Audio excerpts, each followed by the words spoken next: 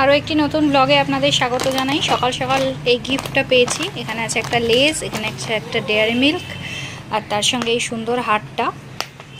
ঠিক হারটা একটু খুলবে?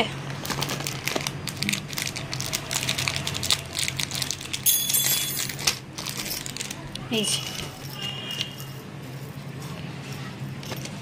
এটা উল্টো, এই যে এই হার আর কানের দুল এটা দিদি পাঠিয়েছে।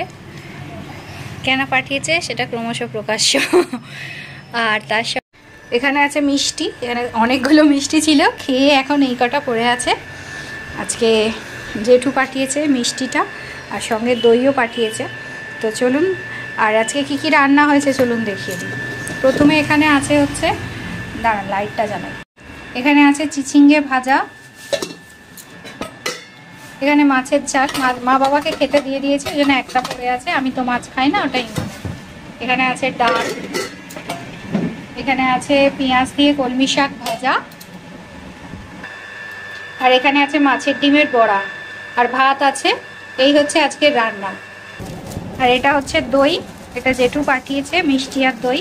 ঘটনা হচ্ছে আজকে আমার জন্মদিন, থাম্বনেল দেখে তো বুঝেই গেছেন। তো আজকে আমি আর ইমন মানে খাবার সেইভাবে রান্না কিছু হয়নি। কেন, ইমন বলেছিল এটা ওটা রান্না করবে, আমি বলেছিলাম না। আসলে আমরা দুজন তো এমনিতে কোথাও বেরোতে সেইভাবে পাই না, তো ওরও কয়েকটা জিনিস কেনার ছিল। তো সেই জন্য আমি বললাম যে চলো তাহলে আজকে একটু ঘুরেও আসি, আর তাহলে খাওয়া দাওয়াও হবে। আর ঘরে ওই জন্য বেশি সেরকম কিছু রান্না হয়নি। জল খাবারেও মুড়ি আলু চচ্চড়ি খেয়ে নিয়েছি, যাতে বাইরে বেরিয়ে একটু ভালো করে খেতে পারি। তো চলুন এখন খেতে বসে যাই, তারপরে বাকি কথা যেতে যেতে হচ্ছে।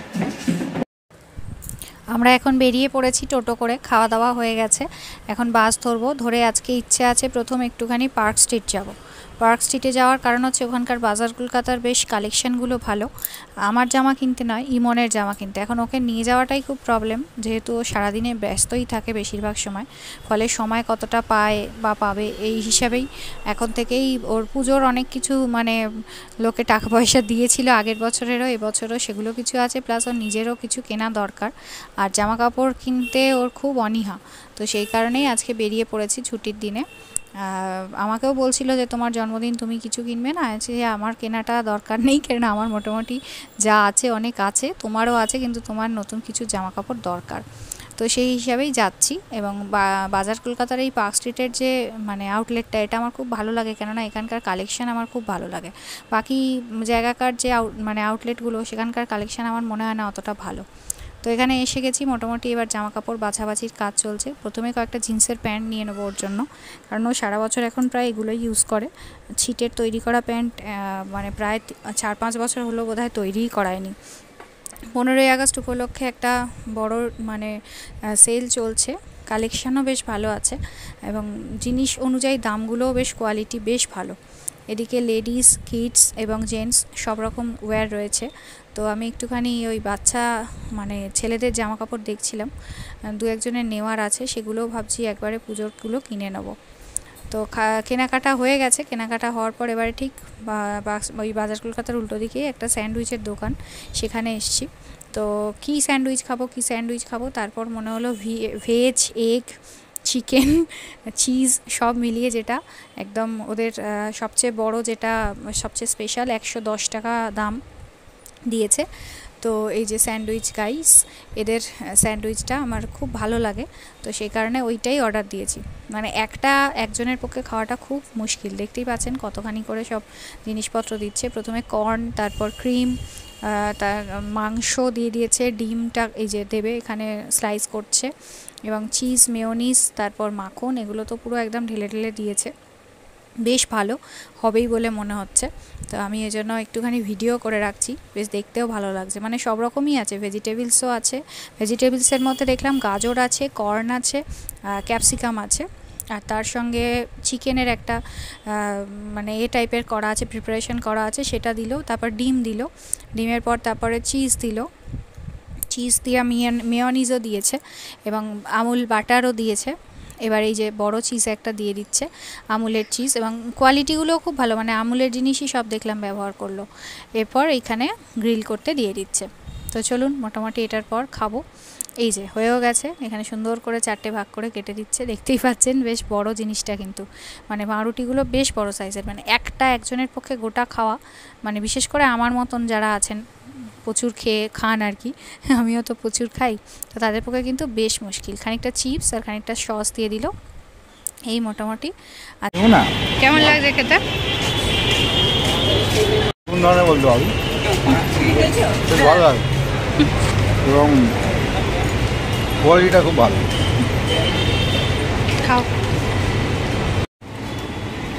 কেমন টেস্ট এটা? আমার সবই ভালো লাগে।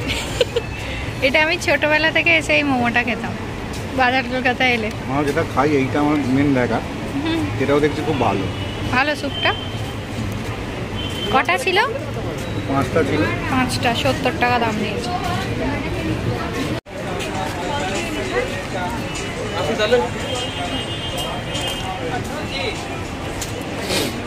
খাওয়া দাওয়ার শেষে চলে এসেছি এখন মেট্রো স্টেশনে। এখন যাব রবীন্দ্র সদন, 22শে শ্রাবণের অনুষ্ঠান ওখানে এখনও চলছে, তো সেই হিসাবেই ওখানে যাব বলে এখন চলে এসেছি মেট্রোতে।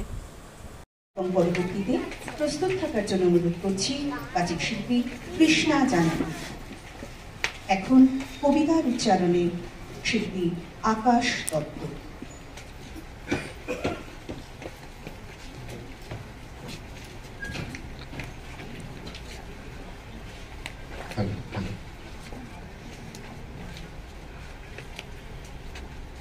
পঁয়ষট্টি বছরের সৃষ্টি পর্বে মৃত্যুকে জীবনের বীক্ষণে আবিষ্কার এবং জীবনকে মৃত্যুর অনন্তের পরিপ্রেক্ষিতে দেখা, এই হচ্ছেন রবীন্দ্রনাথ।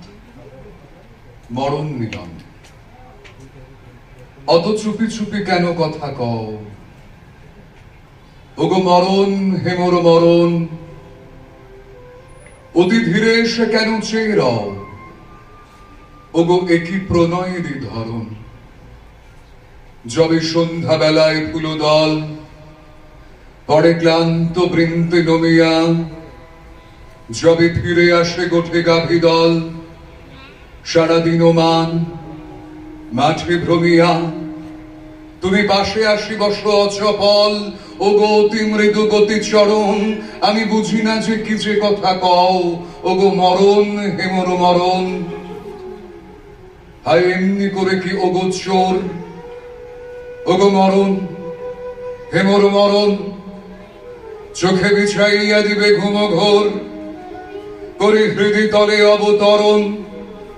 হায় এমনি কি ধীরে দিবে দোল, মোর অবশ্য বক্ষ শুনিতে, কানে বাজাবে ঘুমের কদরোল, তব কিঙ্কিণীর অনরণিতে, শেষে পশাড়িয়া তব হিমকোল, মোরে স্বপনে করিবে হরণ। আমি বুঝি না যে কেন আসো যাও, ওগো মরণ হেমর মরণ।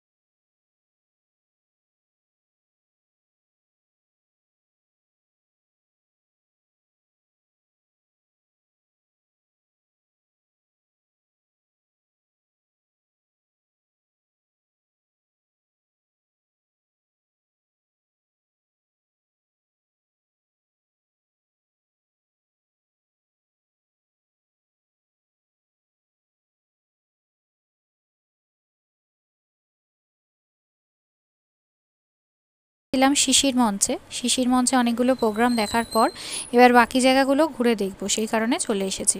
এই চত্বরটা খুব সুন্দরভাবে সাজানো হয়েছে 22শে শ্রাবণ উপলক্ষে আর কি। তো এখন আমরা যাচ্ছি যে একতারা মুক্ত মঞ্চ সেইখানে। একতারা মুক্ত মঞ্চেও অনুষ্ঠান চলছে, তারপরে রবীন্দ্র সদনে তো অবশ্যই অনুষ্ঠান চলছে, সব জায়গাটাতেই অনুষ্ঠান চলছে। তো সেই কারণে প্রত্যেকটা জায়গায় একটু ঘুরে ঘুরে দেখবো বলে, আবার বাড়িও যেতে হবে, বাস পাবো না ওদিকে, মুশকিল হচ্ছে। তারপর এখন সাউথ ইস্টার্ন ট্রেনেরও প্রচুর গণ্ডগোল, যে কারণে তাড়াতাড়ি করে সব জায়গাটাই একটুখানি করে ঘুরে নিচ্ছি, নিয়ে তারপর বাড়ির উদ্দেশ্যে রওনা দেব। প্রথমে আমরা যাচ্ছি রবীন্দ্র সদনের দিকে, একতারা মুক্ত মঞ্চটা পরে দেখব।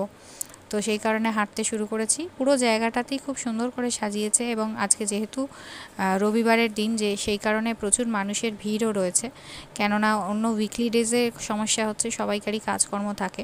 আর রবিবারের দিন এখানে তো একটা আড্ডার বা এর ছল থাকেই, মানে আড্ডার জায়গা, মানুষের যে ভালো লাগার জায়গা, সেটা নন্দন। তো আমরাও চেষ্টা করি।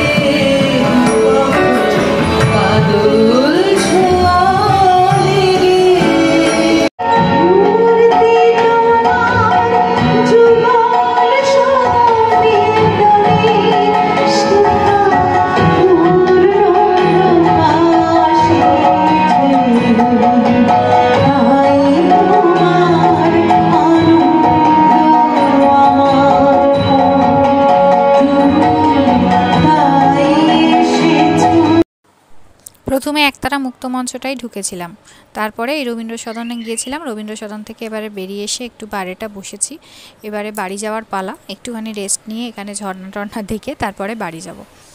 ইমনের একটা ফোন এসছে, ও কথা বলছে, একবারে কথা টথা বলা হয়ে গেলে তারপরে বাড়ির উদ্দেশ্যে রওনা দেব। তো চলুন, মোটামুটি এবার বাড়ি ফিরছি। বাড়ি ফিরেও আজকে একটুখানি আবার উৎসব আছে। উৎসব বলতে আমাদের তো জানেন যে আমাদের কয়েকজনের গ্রুপের জন্মদিন সব সময় পালন করা হয়, যার যখন জন্মদিন থাকে। তো সেই গ্রুপটা আজকে রাত্রিবেলা আসবে। তো তারা বলেইছে যতই রাত হোক না কেন আমরা আসব। তো সেই কারণেও একটু তাড়াতাড়ি বাড়ি ফেরার চেষ্টা করছি আর কি। তো এখন ওই বাড়ির পথেই চলেছি। বেশ ভালো ঠান্ডা হাওয়া দিচ্ছে, একটা প্রচণ্ড গরম আজকে। এই গাড়িতে একটু বসলে তবু একটু হাওয়া পাওয়া যায়, নাহলে তো গরমের শেষ নেই। তো চলুন বাড়ি যাই।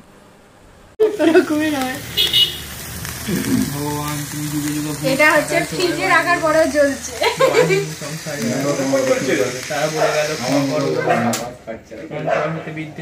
Thank you.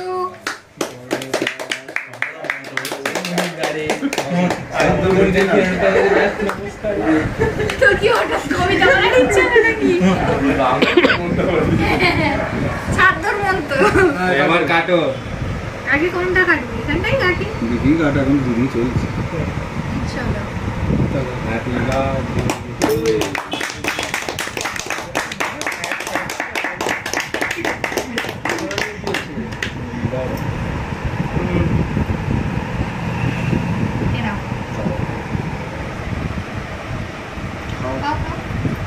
সেটাই করো।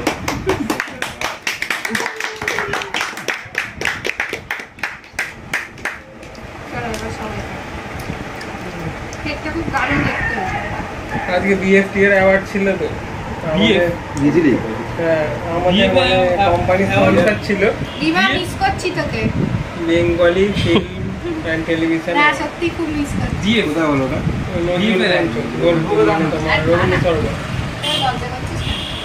আমাদের গেস্ট হিসাবে একটা এসেছিল, এই তো কিনলাম একটু আগে। কি খাওয়ালো? আমি একাই গেছিলাম, ডিস্ট্রিবিউটার মিট ছিল। হ্যাঁ কি খাওয়ালো? ডিনার ছিল, লাঞ্চ তো ছিল আমাদের, এমনি টিফিন আলাদা।